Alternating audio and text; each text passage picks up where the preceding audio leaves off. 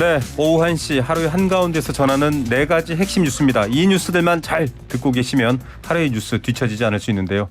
뒤처지지 않게 잘 밀어주고 있는 사람이죠. 이우영 아나운서 스튜디오에 나왔습니다. 안녕하십니까? 안녕하십니까, 이우영입니다. 네, 첫 번째 소식은 5.18 민주화운동 기념일 얘기겠죠?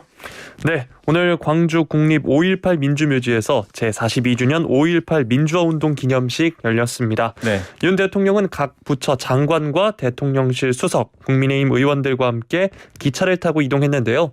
당초 윤 대통령은 비행기를 타고 간다는 말도 있었는데 기차를 타고 이동했습니다. 네, 자, 이우영 아나운서는 1990년대에 태어나신 분이시잖아요. 네.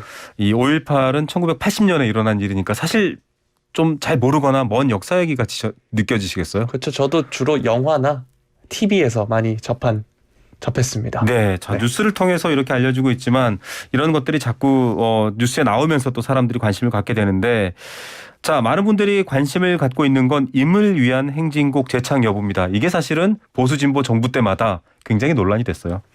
네, 맞습니다. 임을 위한 행진곡 5.18 민주화운동 정부 주관 첫 기념식 때부터 재창이 됐는데요. 네. 97년에 법정 기념일로 제정된 그 첫 기념식부터 재창이 됐습니다.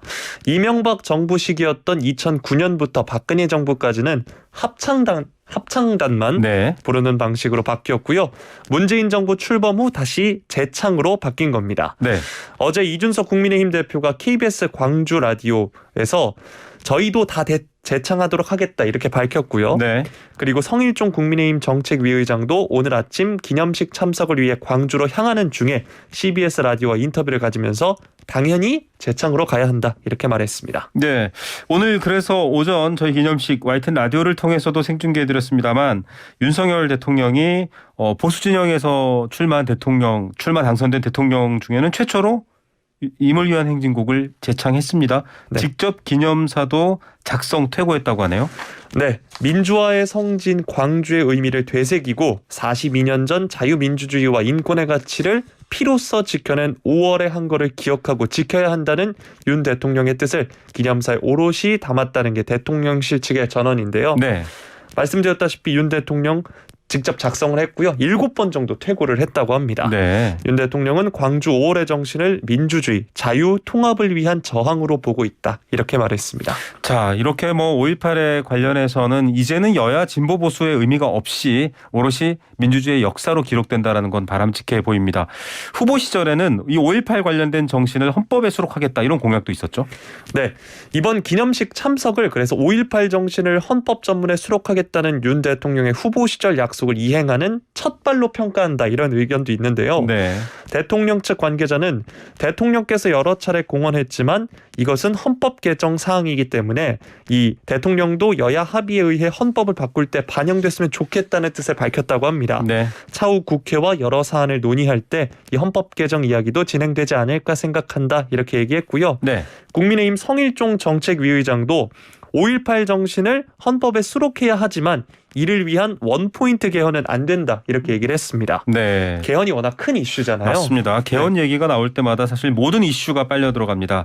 자, 민주당에서는 정치개혁 특위를 확대 개편한 헌법 개정 정치개혁 특위, 헌정특위 구성을 제안을 했는데 5.18 정신 수록만을 위한 원포인트 개헌을 추진하자고 하기에는 지금 좀 여러 가지 상황이 여야의 입장이 다르다라는 점도 있어서 저희가 한번 지켜봐야 될 것 같습니다.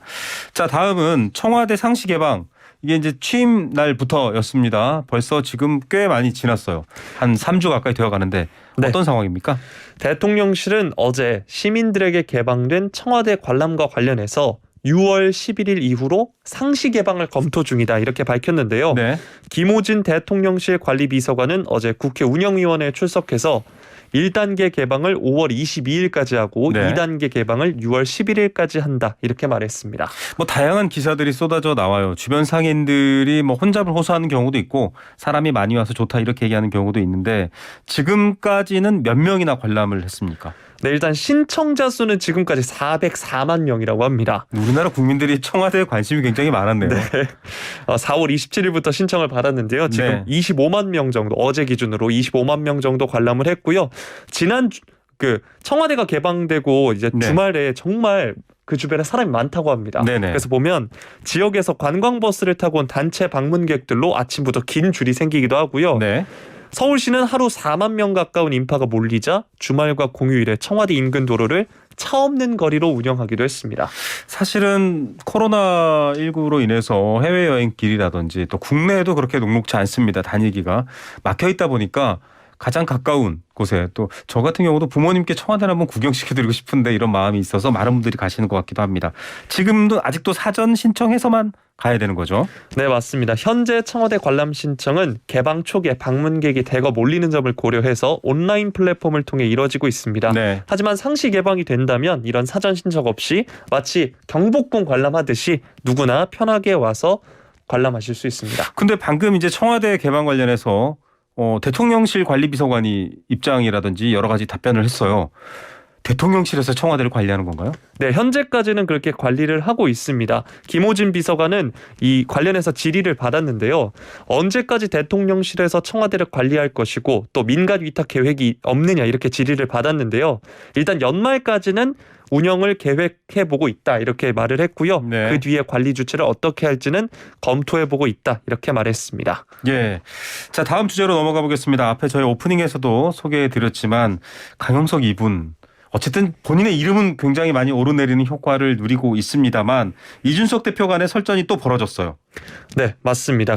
최근에 김은혜 강용석 후보 간의 보수 단일화, 우파 단일화 이야기 많이 나왔는데요. 네. 강용석 후보가 실제로 제안을 했습니다. 양자 TV 토론 3회 당적밴 여론조사 1회라면서 이제 조건을 제안을 했는데요. 네. 이걸 받아들이면 간단하게 해결될 문제인데 자꾸 여러 루트를 통해서 다양하게 강온 양면 전략을 쓰는 것을 받아들일 수 없다 이렇게 얘기를 했습니다. 네. 실제로 이 단일화론이 그제였던 권성동 원내대표 주재 비공개 회의에서도 일부 의원들로부터 나왔는데요. 네. 이준석 대표를 포함한 지도부는 부정적 입장을 밝힌 것으로 알려졌습니다. 입당부터 사실은 뭐 서울시당에서는 통과가 됐습니다만 당 지도부에서 이제 거부를 하는 이제 부결되는 형태로 안 됐습니다만 이게 워낙에 선거가 박빙이어서 경기도지사 선거가 이런 얘기가 나오는 것 같아요. 특히 이준석 대표는 여전히 그 최고위 결정처럼 거세게 반발하고 있나요? 네, 이 대표는 SNS에서 저는 어느 누구에게도 경기도지사 후보 단일화 관련 이야기를 들은 바 없으며 단일화라는 용어 자체가 부적절하다 이렇게 얘기를 한 건데요. 네.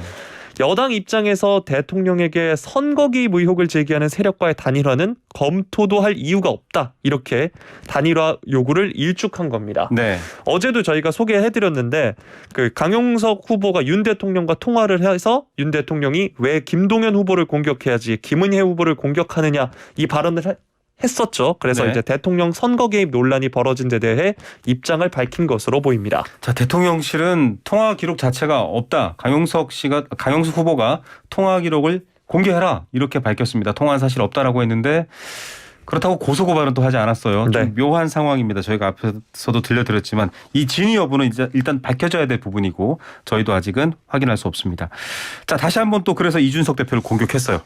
네, 강 후보는 이준석 대표를 향해서 이 방금 전에 단일화 검토도 할 이유가 없다라고 한 것에 대해서 전형적인 물타기다 이렇게 얘기를 했는데요. 네. 그러면서 박근혜 대통령을 팔아서 4천만 원의 뇌물을 수수한 당사자가 무슨 할 말이 있느냐 빨리 사퇴하라 이렇게 밝혔습니다. 예.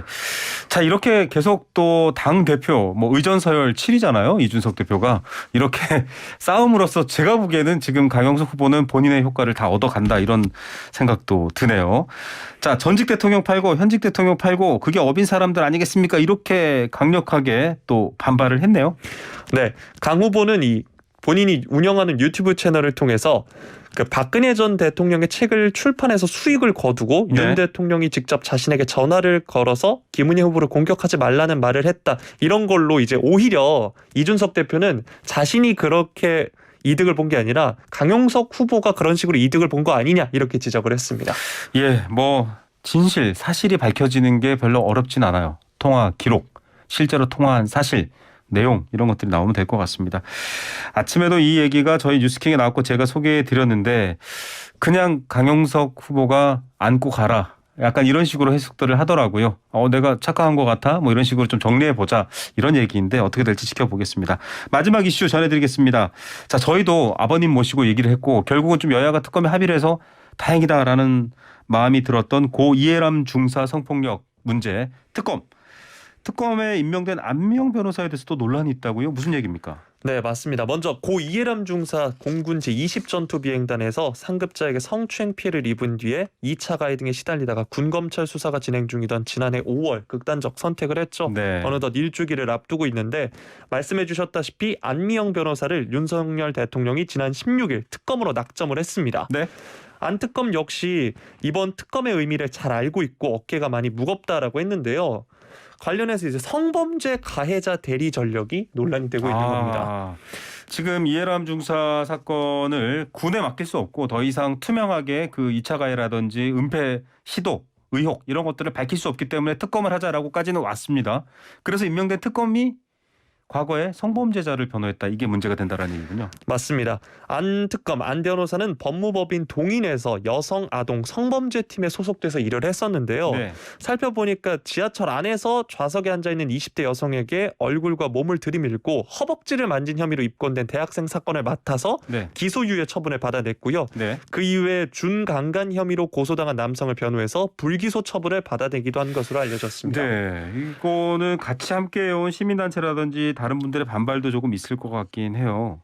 네, 시민단체 군인권센터는 성명을 내고 안 변호사는 왜곡된 인식의 편에서 변론을 펼쳐온 터라서 부실 수사, 전관예우 문제를 수사할 수 있을지 의문이다 이렇게 얘기를 했습니다. 네. 그러면서 특검으로 부적절하다 이렇게 입장을 밝혔습니다. 예, 물론 뭐 어떤 범죄 의혹을 받는 분도 자신을 변호할 권리, 법적인 권리가 있고 또 변호인 역시 요청하고 맞다면 변호할 수 있는 권리는 있습니다만 지금 이제 특검에 임명된 상황에 대한 여러 가지 부담이 있긴 하네요.